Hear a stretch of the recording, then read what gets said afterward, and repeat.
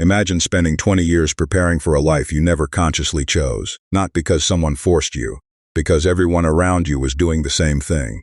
At 17, the path seems obvious. Study hard, get into a good college, get a respectable job, build a successful career. Simple, logical, responsible, so you do what you're told. You sacrifice weekends, then sleep, then years, and eventually you get what you wanted. The acceptance letter arrives, the first job offer arrives, the promotion arrives, the salary grows. Your LinkedIn profile starts looking impressive. From the outside, everything appears to be working. But then something strange happens.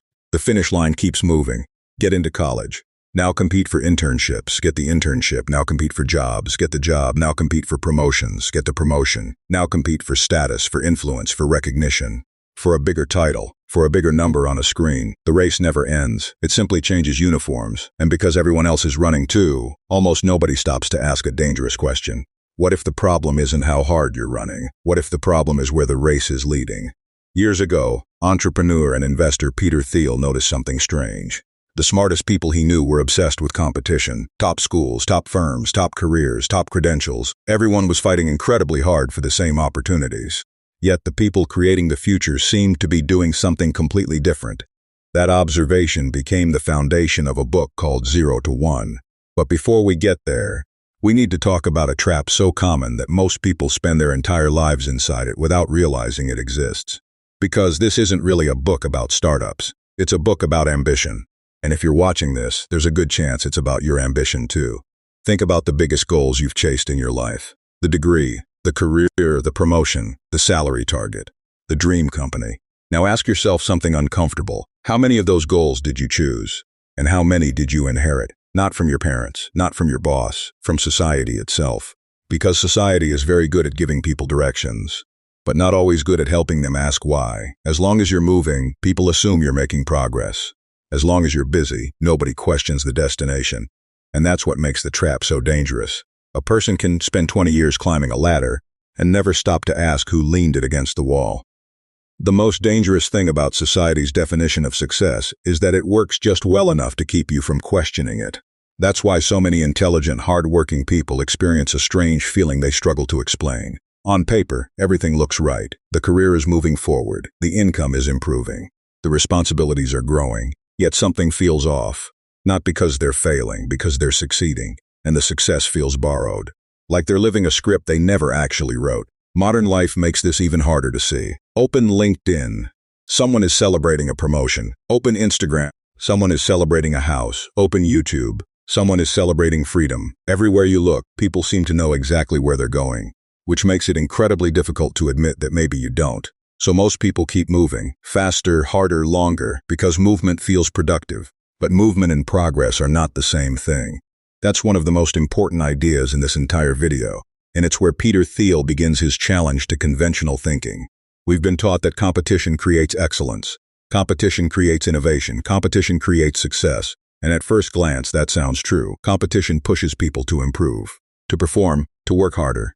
But Thiel noticed something most people miss. Competition promises individuality, then quietly rewards conformity. Think about what happens when thousands of people pursue the same opportunity, the same degree, the same promotion, the same career path, the same market, the same audience. Everyone is trying to stand out. Yet everyone starts looking the same credentials, the same strategies, the same language, the same goals, the same definition of success.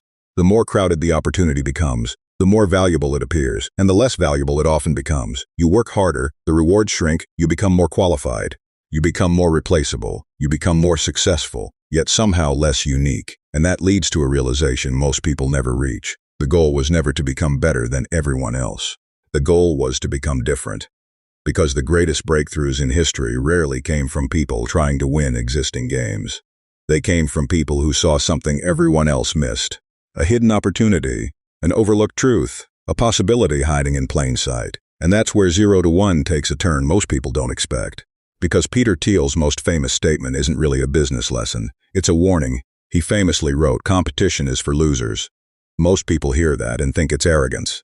But what if it's actually a diagnosis? What if the reason so many intelligent people feel stuck isn't because they're losing the game? What if it's because they're playing the wrong one? And if that's true, then the most valuable opportunities in your life may be hiding somewhere competition can never find them. So where do those opportunities come from? And why do so few people ever see them? If the greatest opportunities don't come from competition, then where do they come from?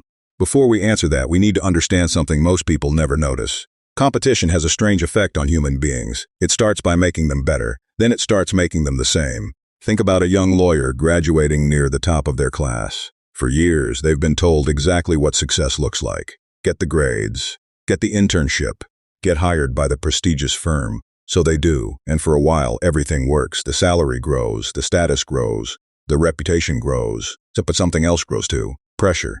Because everyone around them is just as ambitious, just as intelligent, just as qualified. And suddenly success isn't about creating value anymore. It's about staying ahead. A little more billable work, a slightly better review, a slightly bigger bonus, a slightly higher position. The game becomes survival disguised as achievement. And this isn't just true for lawyers, it's true for doctors, consultants, software engineers, investment bankers, content creators, even entrepreneurs.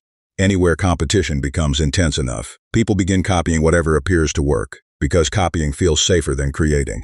The problem is that every person who copies makes the game more crowded, and every crowded game becomes harder to win. This is what Peter Thiel noticed. Most people think competition creates excellence. He believed competition often creates conformity. And once you see it, it's difficult to unsee. Look at almost any highly competitive environment. The people inside it become increasingly similar. Similar skills, similar credentials, similar thinking, similar goals. Everyone wants an advantage, so everyone adopts the same strategy. And eventually the advantage disappears. Competition promises individuality, then quietly rewards conformity. That's why some of the most competitive people in the world often end up trapped. Not because they're failing, because they're optimizing themselves for a game everyone else is playing too.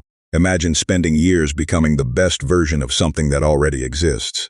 Now compare that to creating something that didn't exist before. Which creates more value? Which attracts more attention? Which shapes the future? The answer seems obvious when you say it out loud.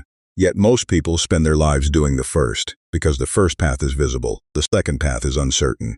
And human beings are naturally drawn toward visible paths, even when those paths lead somewhere crowded. This creates a strange paradox. The more people chase an opportunity, the less valuable that opportunity often becomes. Think about college admissions. The more prestigious the school, the more applicants. The more applicants, the harder everyone works. The harder everyone works, the more similar their applications become. The same achievements, the same extracurricular activities, the same recommendations. Thousands of people trying desperately to stand out by becoming more alike. And this pattern repeats everywhere, in careers, in industries, in markets, in life. People become so focused on beating one another that they stop asking whether the prize is worth winning. That's the hidden cost of competition. It narrows vision.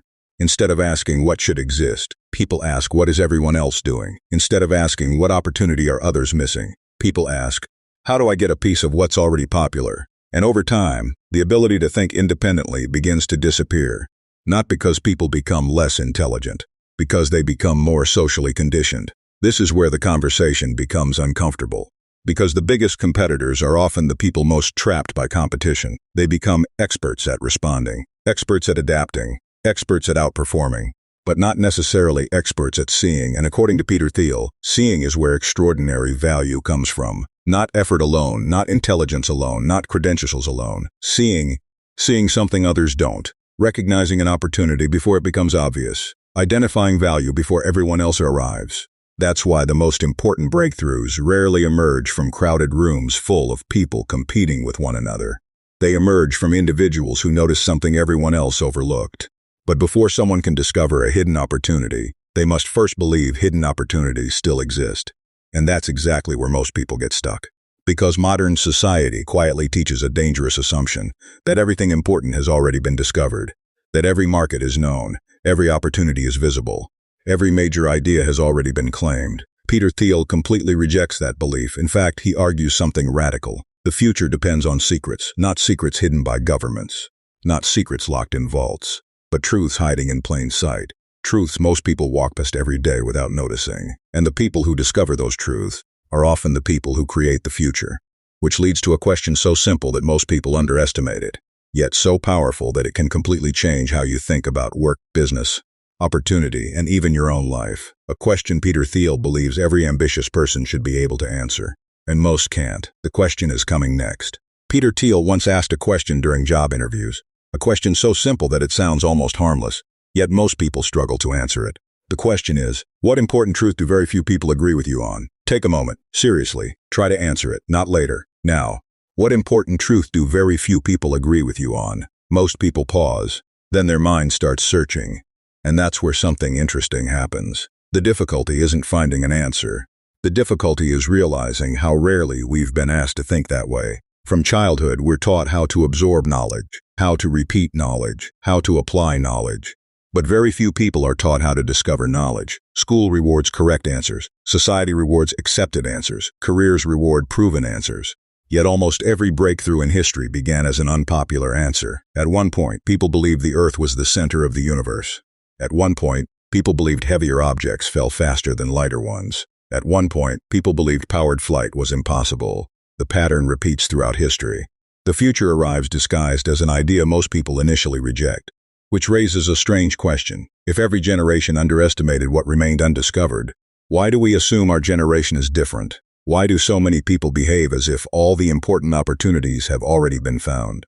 Because beneath the surface, many of us carry an invisible belief. A belief we rarely say out loud. The belief that the world is finished, that every important market already exists. Every valuable idea has already been taken. Every meaningful opportunity belongs to someone else, and if that's true, the only option left is competition. Fight harder, work longer, outperform everyone around you. Fight for a piece of something that already exists. But Peter Thiel rejects that entire way of thinking. He argues that secrets still exist, not hidden in vaults, not buried underground, hidden in plain sight, waiting for someone curious enough to notice them. Think about what that means. Every company that transformed the world began with a truth that wasn't obvious. Google saw value in organizing information when others didn't. Amazon saw the future of online commerce before most people believed it. PayPal saw a future where money could move through the internet. Before those ideas became obvious, they looked strange. Before they became valuable, they looked uncertain. Before they became accepted, they were often ignored. That's the nature of secrets. A secret stops being a secret the moment everyone agrees. And that's why discovering them requires something most people avoid. Independent thinking, not intelligence. Independent thinking. Those are not the same thing. A person can be highly intelligent and still spend their entire life thinking thoughts that originated somewhere else. Repeating assumptions, following trends, chasing opportunities that became obvious years ago. Because independent thinking comes with a cost. The cost is uncertainty. The cost is criticism. The cost is standing apart from the crowd before you know whether you're right. Most people don't reject new ideas because they're false. They reject them because they're lonely. And that's what makes this question so powerful. What important truth do very few people agree with you on? Because it forces you to confront something deeper than business. It forces you to confront your relationship with consensus. Have you spent your life discovering truths, or have you spent your life inheriting them? There's a difference, a profound difference. One path leads to competition, the other leads to creation. One path follows opportunities, the other discovers them. One path reacts to the future, the other helps build it. And maybe that's why so many people struggle with Peter Thiel's question. Not because they lack intelligence, but because they've spent years becoming skilled at navigating the world as it is, without ever asking how it could be different. The truth is, most opportunities don't disappear because they don't exist. They disappear because nobody is looking for them. The crowd looks where everyone else is looking. The creator looks where nobody is looking. That's the difference. And once you see it, another realization begins to emerge. Competition is not the source of extraordinary value. Discovery is. The people who create the future don't simply work harder than everyone else. They see something everyone else misses. And when they act on that insight, the world changes. Which brings us to the central idea of this entire book. The idea hidden inside the title itself. The difference between improving the world that already exists and creating something entirely new. The difference between going from one to many and going from 0 to 1. If secrets are the source of extraordinary opportunities, then what do people actually do with those opportunities once they find them? This is where Peter Thiel introduces the idea hidden inside the title of the book. 0 to 1. At first, it sounds like a phrase from mathematics, but it's really a way of looking at the world. A way of understanding where progress comes from. Most progress looks like this. 1 to many. You create something, then you copy it, scale it, distribute it, improve it, expand it. A successful restaurant opens a second location. A company enters a new market. A product reaches more customers. That's 1 to many. It's valuable, but it's not creation, it's replication. Peter Thiel calls this horizontal progress. Taking something that already exists and spreading it. There's nothing wrong with that. In fact, much of the modern world depends on it. But truly transformative progress looks different. It looks like 0 to 1, something that didn't exist now exists, a new technology, a new idea, a new way of solving a problem, a new possibility. Not improvement, creation, not expansion, invention, not copying the future, building it, and once you understand that distinction, you start seeing it everywhere. Think about the difference between opening another coffee shop and inventing the internet. The difference between creating another social media app and creating the smartphone itself. The difference between making something slightly better and making something entirely new. One improves the present, the other changes what's possible. That's what 0 to 1 really means. It means bringing something into existence that wasn't there before, and suddenly a pattern begins to emerge. The people who create extraordinary value rarely start by asking, how can I beat everyone else? Instead, they ask, what doesn't exist yet? That question sounds simple, but it changes everything, because the moment you ask it, you stop looking at competitors and start looking at possibilities. You stop obsessing over market share and start obsessing over creation. You stop asking, how do I get ahead? And start asking, what can I build? This is why Peter Thiel believes competition is such a dangerous obsession. Competition keeps attention locked on what already exists. Creation directs attention toward what doesn't. Competition asks, how do I become better than others? Creation asks, how do I become different? And those questions lead to completely different lives. Think about the careers people admire most, the companies people remember, the breakthroughs that change industries. Very few became remarkable because they were slightly better. Most became remarkable because they were fundamentally different. Google wasn't just a slightly better directory. It approached search differently. PayPal wasn't just a slightly better bank. It reimagined how money could move. The companies that reshape the world rarely begin with competition. They begin with a secret, a truth others missed, and then they build something around it. That's the bridge between the last section and this one. Secrets create insight. 0 to 1 creates reality. A hidden truth becomes a tangible product. A possibility becomes a company. An idea becomes a new piece of the future. And here's where this becomes personal. Because most viewers watching this aren't trying to invent the next Google. Most aren't starting billion-dollar companies. That's not the point. The deeper lesson is much broader. 0 to 1 isn't just a business principle. It's a life principle.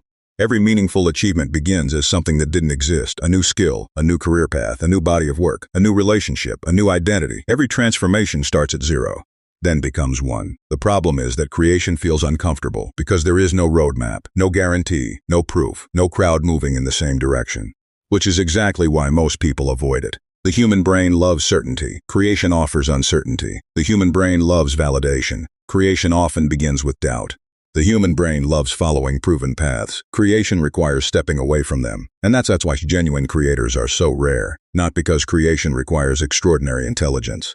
Because it requires the willingness to leave the crowd. To move towards something that doesn't yet exist. Before anyone can promise it will work. Before anyone can tell you you're right. Before anyone can see what you see. And that's where the deepest shift in this book begins. The goal isn't to become the best competitor. The goal is to become a creator. Because competitors fight over value that already exists. Creators bring new value into the world. Competitors ask for a seat at the table. Creators build a new table. And once you understand that, a new question naturally emerges. If creating something unique generates extraordinary value, why do some people capture far more value than everyone else? Why do certain companies become almost impossible to compete with? Why do a small number of creators seem to produce disproportionately large results? To answer that, we need to examine one of Peter Thiel's most controversial ideas, an idea that sounds wrong the first time you hear it, yet becomes difficult to argue against once you understand it. The power of being different. Imagine two musicians, both are talented, both work hard, both spend thousands of hours practicing. The first spends years trying to sound like everyone else who's already successful. The second spends years developing a sound nobody has heard before. Who creates more value? Who becomes more memorable? Who changes the industry? The answer feels obvious. Yet in practice, most people choose the first path, not because they're lazy. Because imitation feels safer than originality, and that instinct follows us everywhere, in business, in careers, in investing, in creativity, even in life. Most people don't ask, how can I become meaningfully different? They ask, how can I become slightly better? A slightly better resume, a slightly better product, a slightly better strategy, a slightly better version of what already exists. But Peter Thiel argues that extraordinary rewards rarely come from being slightly better. They come from being fundamentally different. This is one of the deepest ideas in 0 to 1. Better competes, different dominates. Think about what happens when 10 companies offer essentially the same thing. They fight over customers. Lower prices, copy features, respond to competitors, watch each other constantly. Every decision becomes reactive. Competition becomes a tax on creativity. Now imagine a company that offers something nobody else can. Something genuinely unique. It doesn't spend every day looking over its shoulder. It isn't trapped in a constant battle. Instead of fighting over value, it creates value. That's what Peter Thiel means when he talks about monopoly. Not exploitation, not unfair power, not the caricature most people imagine. He's talking about what he calls a creative monopoly, a company so unique that direct competition becomes irrelevant because it solves a problem in a way nobody else can. Think about it from a personal perspective. The same principle applies to careers. Most professionals spend years competing with people who have similar backgrounds, similar skills, similar credentials, similar experiences, and when everyone looks similar, the only way to stand out is to compete harder. But imagine developing a combination of skills that almost nobody else possesses. Imagine becoming known for a perspective that is uniquely yours. Imagine creating work that couldn't have come from anyone else. Suddenly, you're no longer competing in the same way, because differentiation changes the game. That's why the most valuable creators often look strange in the beginning. Their ideas don't fit neatly into existing categories. Their paths don't make immediate sense. Their choices often appear irrational until they work. And once they work, everyone acts as if the outcome was obvious. History is full of examples. When new technologies emerge, they often seem unnecessary. When new industries emerge, they often seem risky. When new opportunities emerge, they often seem invisible. Because originality always looks unreasonable before it looks inevitable. That's why following the crowd feels so attractive. The crowd offers validation. Originality offers uncertainty. The crowd offers belonging. Originality offers doubt. The crowd offers safety. Originality offers possibility. And that trade-off is where most people make their decision, not consciously, quietly. Day after day, they choose certainty over creation, approval over originality, competition over differentiation, which leads to a difficult realization. The greatest opportunities in life are rarely hidden behind effort alone. They're hidden behind courage. The courage to think independently. The courage to build something different. The courage to pursue an opportunity before everyone agrees it's valuable. Because by the time everyone agrees, the opportunity is usually gone. This is why Peter Thiel believes truly successful businesses don't obsess over competition. They obsess over uniqueness. They ask questions others ignore. They solve problems others overlook. They build things others don't understand yet. And that's exactly what we've been talking about throughout this entire journey. Competition, secrets, creation, they're not separate ideas. They're connected. Competition traps people inside existing games. Secrets reveal opportunities nobody else sees. Creation transforms those opportunities into reality. And differentiation protects the value that gets created. Each idea builds on the last. Each step moves further away from the crowd and closer to something unique. Which brings us to the final piece of Peter Thiel's worldview, the idea that ties everything together. Because even if you understand competition, even if you understand secrets, even if you understand creation, one question still remains. What kind of future are you trying to build? And that question leads to one of the most overlooked ideas in the entire book. An idea that may be more important today than when Peter Thiel first wrote it. The future doesn't happen by accident. It gets built by people who believe they can shape it. Throughout this book, Peter Thiel keeps returning to a question most people rarely ask. Not, what will the future look like, but, who will build it? At first, those questions sound similar. They're not. One assumes the future is something that happens to us. The other assumes the future is something we create. And that distinction may be the deepest idea in 0 to 1. Because beneath all the discussions about competition and secrets and innovation, Peter Thiel is really talking about something much bigger, human agency. The belief that individuals can shape reality. That may sound obvious, but look around. Most people spend far more time predicting the future than creating it. We watch trends, follow markets, analyze news, study forecasts, consume endless opinions about where the world is going. Yet very little time is spent asking a far more important question. What future am I personally building? Peter Thiel calls this difference optimism, but not the kind of optimism most people imagine. Not positive thinking, not wishful thinking, not hoping things work out. He's talking about what he calls definite optimism, the belief that the future can be intentionally designed, that tomorrow can be different because someone decides to make it different.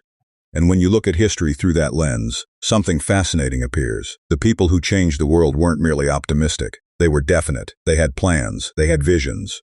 They were trying to build specific futures. The builders of railroads, the pioneers of aviation, the inventors of the internet, the founders of transformative companies.